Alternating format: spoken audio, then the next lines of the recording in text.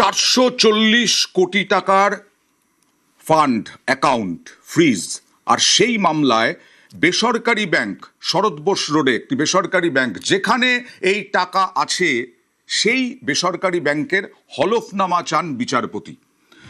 তিনি একটি অন্তর্বর্তী নির্দেশ দিতে চান, কিন্তু সেই নির্দেশ দেওয়ার আগে তৃণমূলের 440 কোটির এই অ্যাকাউন্ট ফ্রিজ মামলায় ব্যাংকের হলফনামা তলব। কেন তলব ব্যাংকের হলফনামা, এই সব নিয়ে বিস্তারিত জানবো। সরাসরি চলে যাব অর্ণবের কাছে।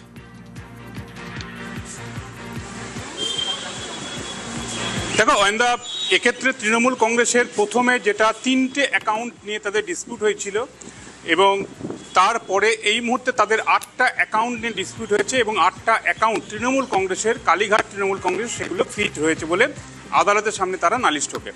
এবং প্রথম যে 3টে অ্যাকাউন্ট যেখানে 440 কোটি টাকা তৃণমূল কংগ্রেসের রয়েছে, সেই টাকার ওপর দুই পক্ষই দাবি জানাচ্ছে।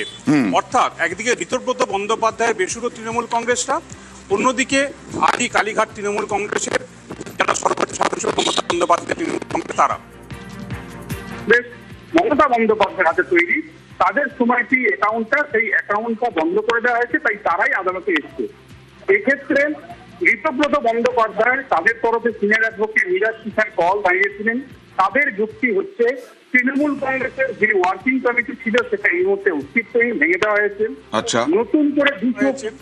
নতুন করে 220 জন প্রতিনিধি তারা ইতিমধ্যেই সিদ্ধান্ত নিয়ে প্রেসিডেন্ট, ভাইস প্রেসিডেন্ট, চেয়ারপারসন ইত্যাদি নিযুক্ত হয়েছে, যেটা ঋতব্রত বন্দ্যোপাধ্যায় গঠন করেছে বলে আমরা জানি দলের সংবিধান মেনে। এই অবস্থায় যে টাকাটা নিয়ে ডিসপিউট, সেই ডিসপিউটের একটা ওয়ার্কেবল সলিউশন খোঁজার চেষ্টা করছে আদালত। সেক্ষেত্রে 2 জন স্পেশাল অফিসার অ্যাপয়েন্ট করে, যারা কলকাতা হাইকোর্টেরই অবসরপ্রাপ্ত বিচারপতি হবেন, তারা আপাতত দেখভাল করেন। এবং সেক্ষেত্রে রাজ্য সরকার বলেছে একটা কার্যকরী সমাধান, সেক্ষেত্রে দুই পক্ষই যাতে ওই অ্যাকাউন্টে টাকা ব্যবহার করতে পারে, এরকম যদি একটা ব্যবস্থাপনা করা যায়।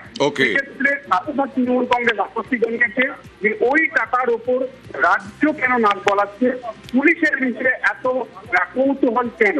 সব মিলিয়ে পুরো শুনানির পর যাদের অ্যাকাউন্টে, যাদের ব্যাংকে এই টাকাগুলি রয়েছে, তাদের কি বক্তব্য অন্তর্বর্তী নির্দেশ দেওয়ার আগে আদালত জেনে নিতে চায়।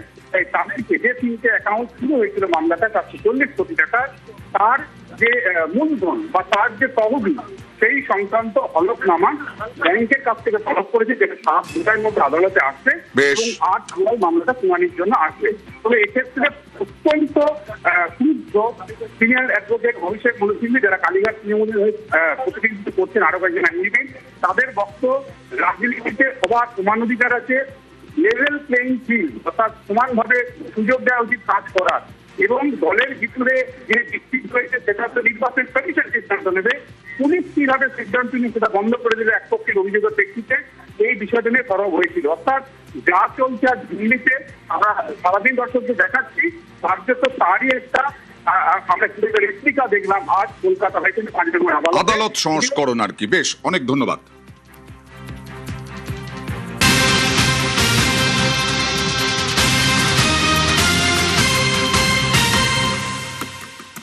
বিপুল দুর্নীতির অভিযোগ, তোলাবাজির অভিযোগ, খুনের হুমকির অভিযোগ, এই সমস্ত অভিযোগে দেবরাজ চক্রবর্তী ইতিমধ্যেই গ্রেফতার। বারাসাতে নিয়ে যাওয়া হচ্ছে, বারাসাত আদালতে পেশ করা হবে।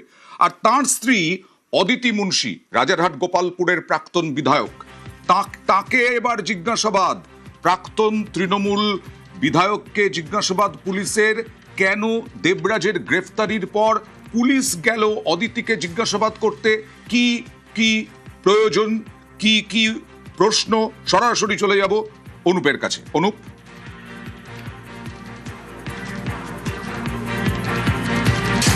দেবরাজ চক্রবর্তী গ্রেপ্তার হওয়ার পরে তার স্ত্রী অর্থাৎ অদিতি মুন্সি, প্রাক্তন বিধায়ক, তাকে 6 ঘন্টা জিজ্ঞাসাবাদ বিধাননগর পুলিশের, বাগুইআটি থানার পুলিশের পক্ষ থেকে দীর্ঘ তাকে জিজ্ঞাসাবাদ করা হলো। তার কারণ হিসাবে লক্ষ্য করা যায়, দেবরাজ চক্রবর্তীর একাধিক তথ্য পাওয়ার জন্যই অদিতি মুন্সি তাকে জিজ্ঞাসাবাদ করা হয়েছিল।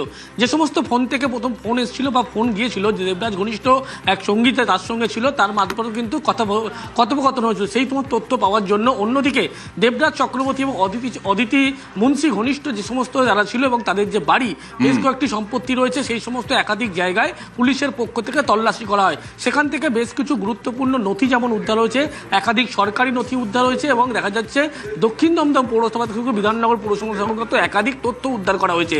সব থেকে গুরুত্বপূর্ণ বিষয় বলা হচ্ছে একটি ল্যাপটপ উদ্ধার করতে পেরেছে, যে ল্যাপটপের মধ্যে গুরুত্বপূর্ণ বেশ কিছু তথ্য রয়েছে। ল্যাপটপ কিন্তু তদন্তে অগ্রগতি আনার জন্য সঠিক ভূমিকা পালন করতে পারে বলে এমনটা মনে করছে। কিন্তু দেবরাজ চক্রবর্তী গ্রেপ্তারের পরবর্তী ক্ষেত্রে তার স্ত্রী অর্থাৎ প্রাক্তন বিধায়ক অদিতি মুন্সি তাকে দীর্ঘ জিজ্ঞাসাবাদ করলো, প্রায় 6 ঘন্টা জিজ্ঞাসাবাদ করলো বিধাননগর পুলিশের পক্ষ থেকে। বেশ, বিধাননগর পুলিশের পক্ষ থেকে 6 ঘন্টা জিজ্ঞাসাবাদ। রক্ষা কবচ রয়েছে অদিতি মুন্সির, কিন্তু রক্ষা কবচ ছিল না দেবরাজ চক্রবর্তীর। দেবরাজ চক্রবর্তী কোথায় কোথায় গিয়েছিলেন, জালে দেবরাজ কোথায় কোথায় গিয়েছিলেন, কিভাবে ধরা পড়লেন, এই পুরোটা বলবে অনুপ। আরো একবার জানবো অনুপ। প্রায় 10 দিন হোটেলে গা ঢাকা দিয়েছিলেন। আবার যাব, রাঁচি ব্যবসায়ীর রিসর্ট তৈরিতে দেবরাজের টাকা, কিভাবে ধরা পড়লেন দেবরাজ চক্রবর্তী। অনুপ।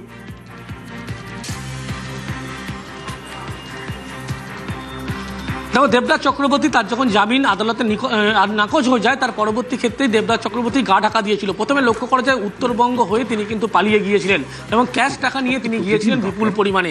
প্রথমে বেশি জায়গায় যখন তিনি থাকতেন, বেশি দিন থাকতেন না, বেশ কয়েকদিন কিন্তু সেখানে গা ঢাকা দিতেন। পরবর্তী ক্ষেত্রে জায়গা চেঞ্জ করতে, অর্থাৎ বিভিন্ন জায়গায় তিনি কিন্তু ছিলেন। উত্তরবঙ্গের শেষ কালিম্পংয়ের একটি জায়গায় তিনি বেশ কয়েকদিন ছিলেন। তার পরবর্তী ক্ষেত্রে তিনি বুঝতে পারেন সেখানে থাকলে বেশ দিন গ্রেপ্তার হয়ে যেতে পারেন। তার পরবর্তীতে লক্ষ্য করা গেল ভিন রাজ্যে তিনি পালিয়ে যাওয়ার করলেন। কোথা থেকে গেলেন সে পথ দেখলে দেখা যাবে যে পুরুলিয়া হয়ে তিনি একেবারে ঝাড়খণ্ড যে বর্ডার, সেই বর্ডার হয়ে কিন্তু পালিয়ে যাবে। কিন্তু দেখা যাচ্ছে যে সেখানে ঝাড়খণ্ডের কাছে রাঁচির ঠিক আগের কাছেই একটি জায়গা যার সঙ্গে পূর্ব পরিচিত ছিল, যার ব্যবসায় দেবরাজ চক্রবর্তী কয়েক কোটি টাকা লেনদেন করেছিল এবং সেখানেই লক্ষ্য করা যায় যে এই একটি রিসর্ট, সেই রিসর্টে কিন্তু দেবরাজ চক্রবর্তী প্রায় 10 দিন ছিলেন এবং যে ঘরে তিনি ছিলেন তার সঙ্গে দেবরাজ চক্রবর্তীর ঘনিষ্ঠ তিনি গিয়েছিলেন এবং তার ফোনের মারফত কিন্তু একাধিক ব্যক্তিদের সঙ্গে কথোপকথন হয়েছিল।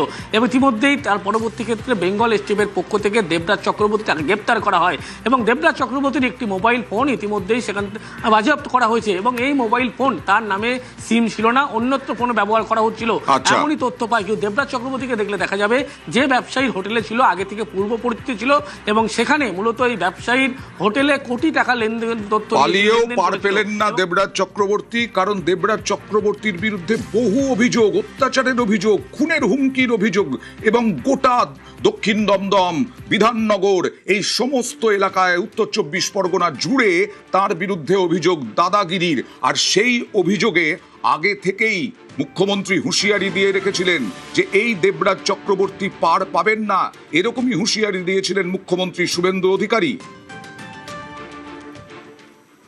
তরুণ আইনজীবী প্রতিবাদী যাকে আপনারা 27,000-এরও বেশি ভোটে জিতিয়ে একটা ডাকাতকে হারিয়ে দিয়েছেন। তরুণ জ্যোতিকে বলবো এফআইআর এর কপিগুলো, সার্টিফিকেট কপিগুলো আমার কাছে পাঠাবেন ভাই। আমি ওই ভাইবোর যে ডেনিয়াটা এখানে ছিল আর কোথায় গেছে, অনেক মামলা দিয়েছে, অত্যাচার করেছে, 21-এর পরের অত্যাচার। আমি তো মনে করি ব্রিটিশরাও এত অত্যাচার করেনি, ওরা যে অত্যাচার পুষ্পা ঝুঁকে গেছে বলেছিল, ঝুঁকতে ঝুঁকতে পুষ্পা হারিয়ে গেছে। এখানেও যে ডাকাতটা আছে পুলিশ মন্ত্রীর উপরে ছেড়ে দেয়, ডাকাতটাকে